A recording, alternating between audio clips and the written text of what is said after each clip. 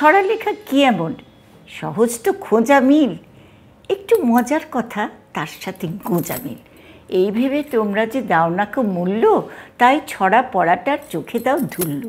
কেউ পড়ো ঢুলে ঢুলে যেন এক নামতা, কেউ পড়ো তেতলিয়ে আমতা আমতা, কেউ তুফান মেল পড়ো হড়গড়িয়ে, কেউ জলপ্রপাতি পড়ো গড়গড়িয়ে, কেউ পড়ো ঢং করে ইনিয়ে বিনিয়ে, কেউ পড়ো না বুঝে এই বিষয়টা কী নিয়ে। আহ্লাদে আটখানা, কেউ যেন যন্ত্র, কমাদারিহীন পড়া বিড়বিড় মন্ত্র। কেউ প্রতিযোগিতায় চাও শুধু জিততে, মিঠে ছন্দটা কে করে দাও তিত্তে। ছড়া শুধু পড়া নয়, অভ্যাস নীতি করলেই শিখে যাবে ভালো আবৃত্তি। এটার নাম ছিল গোঁজা মিল। মঞ্জু দিদির সঙ্গে আলাপ খুব বেশি দিন নয়, যদিও মনোবিজ্ঞানী হিসেবে আমি মনে করি যে বেশি দিন কথাটার মানে শুধু সময় দিন বছর নয়, মানুষের মনে কত দিন ধরে কতভাবে কত ডিপলি আমি নিতে পারছি সেটাই হয়তো বেশি দিন। তাই খুব বেশি দিন না হলেও অনেক কাছের মানুষ হয়ে গেছেন আমার। আর আমার অনেক কাছের মানুষের মধ্যে একজন বলা যেতে পারে আরেকটি বিশেষ কারণে। ওনার প্রথম বই আমি পেয়েছি অটিজম নিয়ে। আমি যেহেতু মনোবিজ্ঞানী এবং পার্টিকুলারলি আমি ডিসেবিলিটি নিয়েই কাজ করি, প্রতিবন্ধকতাই আমার রিসার্চ মানে সমস্ত কিছু আমার জীবনের আফটার পিএইচডি আমার সমস্ত জীবনের অনেক অনেক ডিপলি আমার মধ্যে রয়েছে। তার উপর একটা বই এবং অটিজমের বর্ণনা এত সহজ এত সুন্দর করে বলা প্রায় আমায় মুগ্ধ করেছিল তখন। তারপরে আরও কিছু পড়েছি, শুধু এটাই নয়, আরও অনেক গুণের উনি মানুষ। আমাকে আকৃষ্ট করেছিল হয়তো আমার মনের ক্ষুধা, আমার সমস্ত কিছু নিয়ে সে বাড়ি নেই এই কবিতার বইটি। আজকের এইটা একা ভাবলেই একা, আজকে হয়তো এইটার উপর বলা অনেক বেশি জরুরি ডিসেবিলিটি বা অন্য যে কোনো ফিল্ডে, যদিও এখানেও রয়েছে বিশেষ চাহিদাযুক্ত শিশু কিশোর এইসব কথা। প্রথম কথা, আমার প্রথম রিয়াকশান পুরোটা সম্পূর্ণভাবে পড়বার পর, এ কি ছোটদের বই, এ যে অনেক বড় ফিলোসফিক্যাল মনস্তাত্ত্বিক কথা, এত বড় কথা, এ কি ছোটদের বই। আবার পড়লাম, না, ছোটদের জন্যে অনেক সহজ করে লেখা।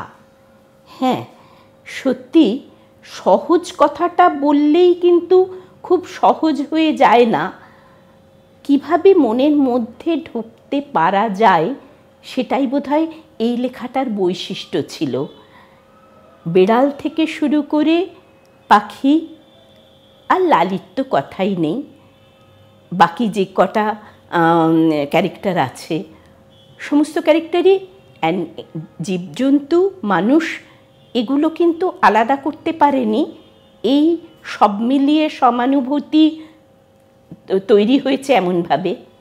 একা ভাবলেই একা, পারবে কি এই থেকে, এই ছোট থেকে আরম্ভ করে এদের এই আত্ম অনুভূতি যে আমার ভাবনাই আমাকে একটা জায়গায় উত্তীর্ণ করবে, আমার ভাবনাই কিন্তু আমাকে ফেলে দিতেও পারে। মনস্তাত্ত্বিক হিসেবে আমার খুব বড় কথা আমার কাছে এই সহমর্মিতা, সমানুভূতি, এটুকু বললেই শেষ হয় না। আসল কথা, ভালো বাংলাটা আমি ঠিক এই ল্যাঙ্গুয়েজটা জানি না, আমি বলি ইন্টারনালাইজেশন, অর্থাৎ অন্যের ওপর দায়িত্ব চাপিয়ে না দেওয়া। চাপের মুখে যখন নিজেকে দেখবে আমি কি করতে পারি, আমার কি দায়িত্ব আছে, ওই চাপটাকে ওভারকাম করবার। অর্থাৎ একা ভাবলেই একা, আমি যখন একা, আমার ভাবনা থেকে আমি যদি তৈরি করতে পারি আরও 5 জনকে, তখন আমি একা থাকবো না। মনোবিজ্ঞানের ভাষায় এটাকে বলি ইন্টারনালাইজেশন। আমরা সবসময়, আমার কাউন্সেলিং এক্সেট্রা সবসময় বলি কম এক্সটার্নালাইজ কম করো, যত বেশি করবে তত তুমি কিন্তু নিজেকে, নিজের ক্ষমতাটাকে কমিয়ে দিচ্ছ। আমার দোষ নেই, ভগবানের দোষ।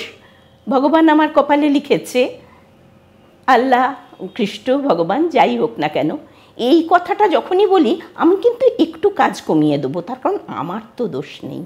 অর্থাৎ একা ভাবলেই একা, না না, একা ভেবো না, সবাই মিলে যদি একসঙ্গে করতে পারি সেটা করি, তাহলে আমি নিশ্চয়ই একা আর হব না, চারপাশে দেখব সঙ্গে জুটেই গেছে।